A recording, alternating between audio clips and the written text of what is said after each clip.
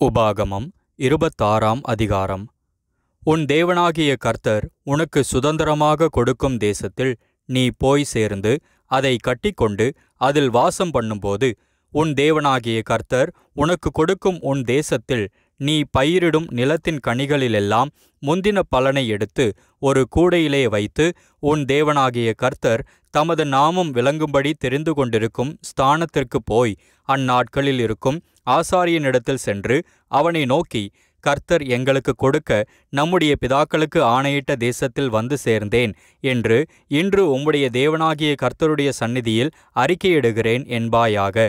அப்பொழுது ஆசாரியன் அந்த கூடையை உன் கையிலிருந்து வாங்கி அதை உன் தேவனாகிய கர்த்தரின் பலிபீடத்திற்கு முன்பாக வைக்க கடவன். அப்பொழுது நீ உன் தேவனாகிய கர்த்தருடைய சந்நிதியில் நின்று வசனித்துச் சொல்ல வேண்டியது என்னவென்றால், என் தகப்பன் அழிவுக்கு நேரான சீரியா தேசத்தானாயிருந்தான். அவன் கொஞ்சம் ஜனங்களோடே எகிப்துக்குப் போய் அவ்விடத்தில் பரதேசியாய் சஞ்சரித்து அங்கே பெரிய பலத்த திரட்சியான ஜாதியானான். எகிப்தியர் எங்களை ஒடுக்கி எங்களை சிறுமைப்படுத்தி எங்கள் மேல் கடினமான வேலையை சுமத்தின போது எங்கள் பிதாக்களின் தேவனாகிய கர்த்தரை நோக்கி கூப்பிட்டோம். கர்த்தர் எங்கள் சத்தத்தை கேட்டு எங்கள் சிறுமையையும் எங்கள் வருத்தத்தையும் எங்கள் ஒடுக்கத்தையும் பார்த்து எங்களை பலத்த கையினாலும் ஓங்கிய புயத்தினாலும் மகா பயங்கரங்களினாலும் அடையாளங்களினாலும் அற்புதங்களினாலும் எகிப்திலிருந்து புறப்பட பண்ணி எங்களை இவ்விடத்துக்கு அழைத்து வந்து பாலும் தேனும் ஓடுகிற தேசமாகிய இந்த தேசத்தை எங்களுக்கு கொடுத்தார்.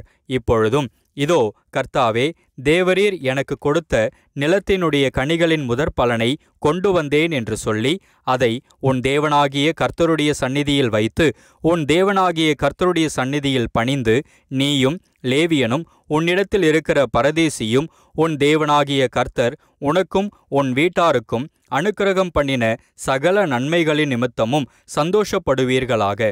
தசமபாகம் செலுத்தும் வருஷமாகிய 3ஆம் வருஷத்திலே நீ உன் வரத்திலெல்லாம் 10 எடுத்து லேவியனும் பரதேசியும் திக்கற்ற பிள்ளையும் விதவையும் உன் வாசல்களில் புசித்து திருப்தியாகும்படி அவர்களுக்கு கொடுத்து தீர்ந்த பின்பு, நீ உன் தேவனாகிய கர்த்தருடைய சந்நிதியில் போய் அவரை நோக்கி, தேவரீர் எனக்கு கொடுத்த எல்லா கட்டளைகளின்படியும் நான் பரிசுத்தமான பொருள்களை என் வீட்டிலிருந்து எடுத்து வந்து லேவியனுக்கும் பரதேசிக்கும் திக்கற்ற பிள்ளைக்கும் விதவைக்கும் கொடுத்தேன்.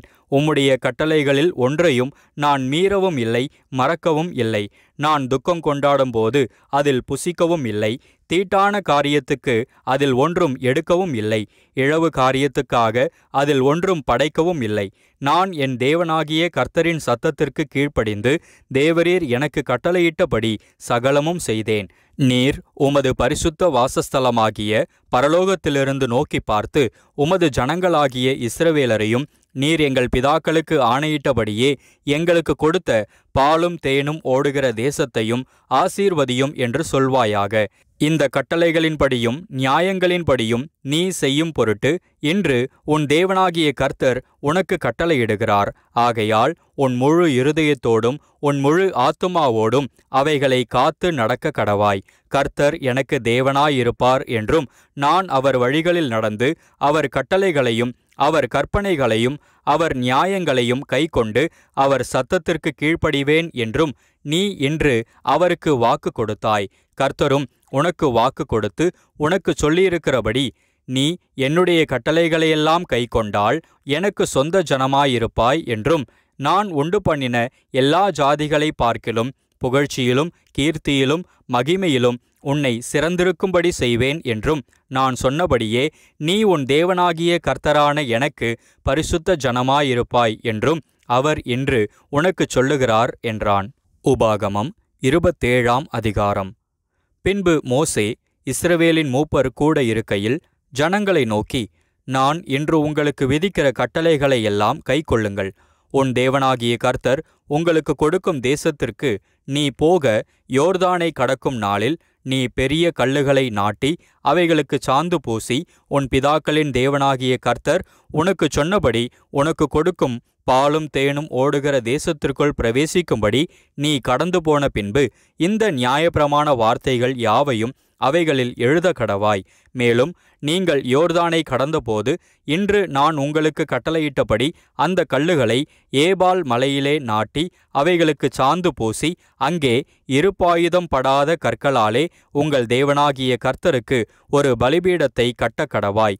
நீ உன் தேவனாகிய கர்த்தரின் பலிபீடத்தை முழு கற்களாலே கட்டி அதின்மேல் உன் தேவனாகிய கர்த்தருக்கு சர்வாங்க தகன பலிகளையும் சமாதான பலிகளையும் இட்டு உன் தேவனாகிய கர்த்தருடைய சந்நிதியில் புசித்து சந்தோஷமாயிருந்து அந்த கல்லுகளில் இந்த நியாயப்பிரமாணத்தின் வார்த்தைகளை எல்லாம் துலக்கமாய் எழுத கடவாய் என்று கட்டளையிட்டான்.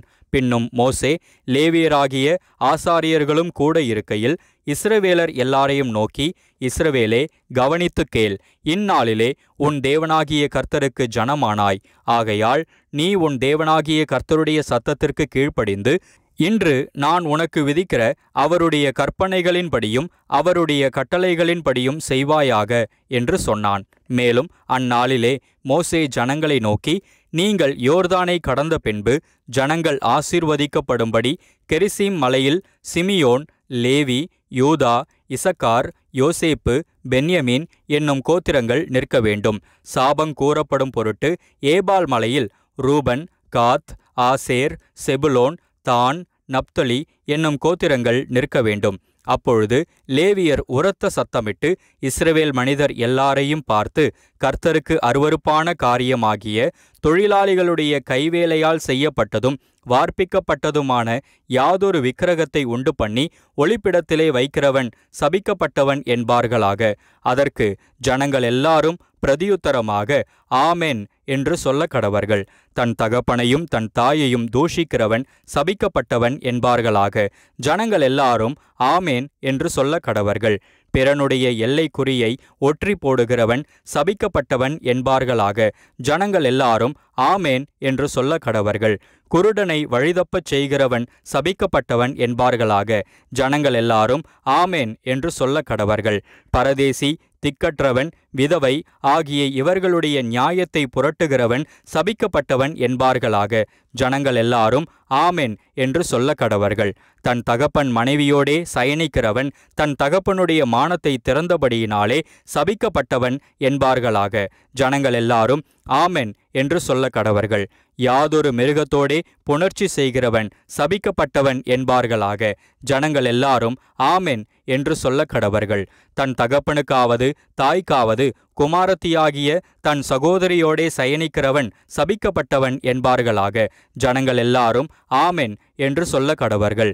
தன் மாமியோடே சயனிக்கிறவன் சபிக்கப்பட்டவன் என்பார்களாக. ஜனங்கள் எல்லாரும் ஆமென் என்று சொல்ல கடவர்கள். ஒளிப்பிடத்திலே பிறனை கொலை செய்கிறவன் சபிக்கப்பட்டவன் என்பார்களாக. ஜனங்கள் எல்லாரும் ஆமென் என்று சொல்ல கடவர்கள். குற்றமில்லாதவனை கொலை செய்யும்படி பரிதானம் வாங்குகிறவன் சபிக்கப்பட்டவன் என்பார்களாக.